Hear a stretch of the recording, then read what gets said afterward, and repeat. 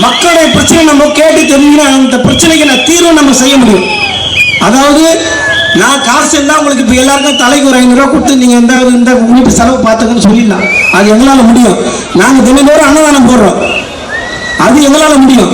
தையல் மிஷின் கொடுக்குறோம், மாற்றுத்திறனாளி சைக்கிள் கொடுக்குறோம், செலவு பெட்டி கொடுக்குறோம், இப்படி பல்வேறு நல்லிட்டம் பண்ணுறோம். இதெல்லாம் காசு கொடுத்தா செய்யறது. ஆனால் உங்கள் வீட்டில் படித்த மாணவர்கள் இருப்பாங்க, அவங்களுக்கு தகுதியான வேலைகளை போய் எங்களால் கொடுக்க முடியுமா? கொடுக்க முடியாது.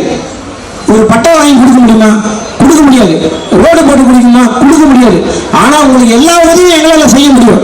ஆனால் அந்த வேலை வாய்ப்பு, அந்த அரசாங்க திட்டங்கள் எல்லாம் எங்களால் செய்ய முடியாது. ஏன் செய்ய முடியாதுன்னா அதுக்கு அதிகாரம் வேணும்.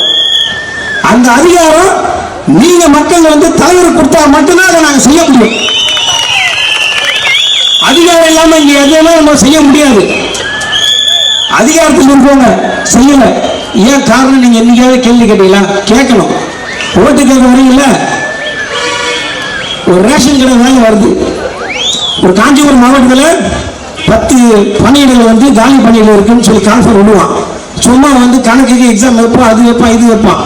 ஆனால் ஒரு வேலை வாங்கி தரேன்னா 10 லட்சம் 15 லட்சம் வேலை பேசுவான். அதுதான் அவனுடைய ஒரு லஞ்சம். இப்படிதான் அவன் கோடி கோடியா கொள்ளாட்சி வச்சுருக்கான்.